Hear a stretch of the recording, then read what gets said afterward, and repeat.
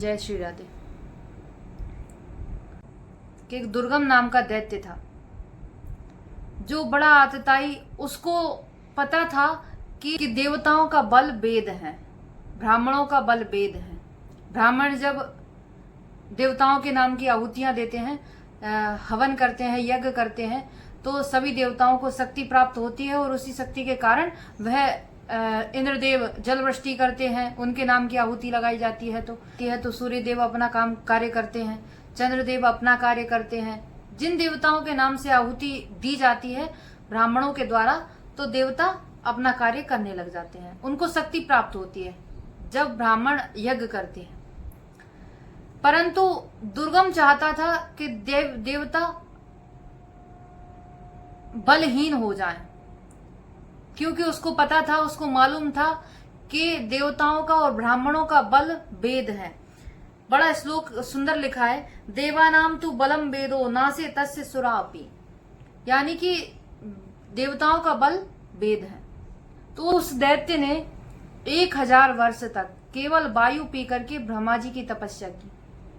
4 मुख वाले ब्रह्मा जी के वैसे ही भक्त कम है, तो वो सोचते हैं कि एक आध दो भक्त हो तो उन्हीं को वरदान देने पहुंच जाता हूं।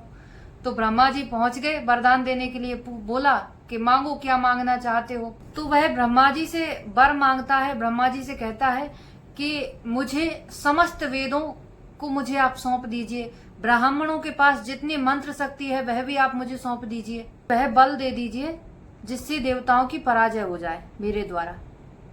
ब्रह्मा जी ने कह दिया ऐसा ही हो। तो जैसे ही ब्रह्मा जी वरदान देकर के अपने सत्यलोक को गए, उसी समय से ब्राह्मणों के मस्तिष्क से वेद विस्मृत हो गए। उनको जो मंत्र की शक्ति प्राप्त थी वह सब समाप्त हो गई। संध्या बंधन, नित्य होम, श्राद्ध, यज्ञ, जप सब कुछ समाप्त हो गया, जिसके कारण भूमंडल पर हाहाकार मच गया। द्वारा यज्ञ अनुष्ठान सब कुछ बंद हो गए। तो देवताओं को हविभाग नहीं मिलता था। तो हविभाग न मिलने के कारण जरा रहित होते हुए भी देवता जरा ग्रसित हो गए, देवताओं की शक्ति समाप्त हो गई। और अग्नि में हवन न होने के कारण जल वृष्टि भी बंद हो गई। नदी, तालाब, बावलियां सब सूख गए। जीव जंतु, पशु पक्षी प्यास के कारण मरने लग गए। स्वयं मनुष्य भी प्यास के कारण मरने लग गए। यह अनावृष्टि 100 वर्षों तक चली। ध्यान देना, घर घर में मनुष्यों के शवों के ढेर लग गए। 100 वर्ष तक सोचिए, अगर जल वृष्टि नहीं होगी तो लोगों का क्या होगा। यह अनर्थ के उत्पन्न होने पर शांत चित्त वाले जो ब्राह्मण थे वह भगवती की आराधना करने के लिए, जगदम्बिका की आराधना करने के लिए हिमालय पर्वत पर माँ अम्बा की आराधना करने लग गए, उनकी स्तुति करने लग गए। माता भगवती प्रसन्न होकर के जैसी प्रकट हुई, उन्होंने अपने संतानों की दशा जब देखी, जीव जंतुओं की दशा जब देखी, तो भगवती माँ उनकी दशा देख करके अपने नेत्रों से जल वृष्टि होने लग गई। उनके नेत्रों से समस्त जलधाराएं बहने लगी, 9 रात्रियों तक बहती रहीं। उससे समस्त औषधियां, समस्त मनुष्य, मानव मात्र सब तृप्त हो गए। देवता लोग अभी तक छिप करके देख रहे थे, परंतु जैसे ही उन्होंने माँ की करुणा को देखा तो वह भी सामने आ गया। जब स्तुति करने आए तो वह भूख से व्याकुल थे। उन्होंने माँ भगवती से कहा कि हे माँ, हम भूख से व्याकुल हैं, इसलिए आपकी स्तुति करने में असमर्थ हैं। माँ, आप हमें कुछ बीज, कुछ फल प्रदान करें। वचन सुनकर के माता करुणामयी अंबिका ने उनके खाने के लिए सुंदर सुंदर फलों का अपने हाथों से शाक तथा सुंदर सुंदर स्वादिष्ट फल मूल प्रदान किए।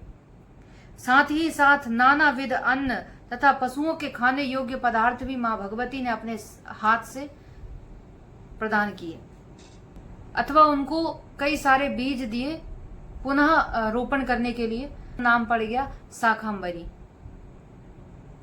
दुर्गम दैत्य को जब जैसे ही पता चला कि यह सब घटना के बारे में, तो वह सेना लेकर के युद्ध के लिए आ खड़ा हुआ। देवता और ब्राह्मण माँ भगवती के श्री चरणों में प्रणाम करके रोते हुए, विलखते हुए बोले, माँ रक्षा करो, माँ रक्षा करो। तभी माँ भगवती ने अपनी शक्ति द्वारा एक परकोटा बना करके समस्त प्राणियों को, जीव जंतुओं को, देवताओं को, ब्राह्मणों को उस परकोटे के भीतर रख करके स्वयं बाहर खड़ी होकर के दुर्गम दैत्य से युद्ध करने के लिए तत्पर हो गई। दुर्गम दैत्य से युद्ध होने के पश्चात दुर्गम का माता भगवती ने संहार किया। वेदों को समस्त ब्राह्मणों ने प्राप्त किया। इसी दैत्य का संहार करने की वजह से माता भगवती का नाम दुर्गा पड़ा। देखिए, आपने इस कथा में यह तो जान ही लिया है कि माँ कितनी करुणावान होती है। तो सीधी सी बात है कि प्रकृति हमारी माँ है, ये धरती हमारी माँ है।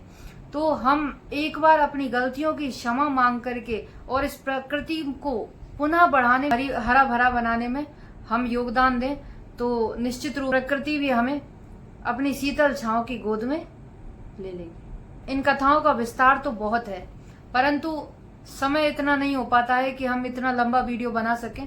तो थोड़ा थोड़ा मैंने अभी तो बहुत संक्षेप में सुनाया है। जब श्रीमद् भागवत, देवी भागवत की कथा होती है तो इन कथाओं को मैं बड़े विस्तार से कहती हूँ और बड़ी सुंदर कथाएं हैं, बहुत सारी कथाएं हैं। जो देवी के भक्त हैं वह इस बात को स्वतः समझ सकते हैं। जय श्री राधे।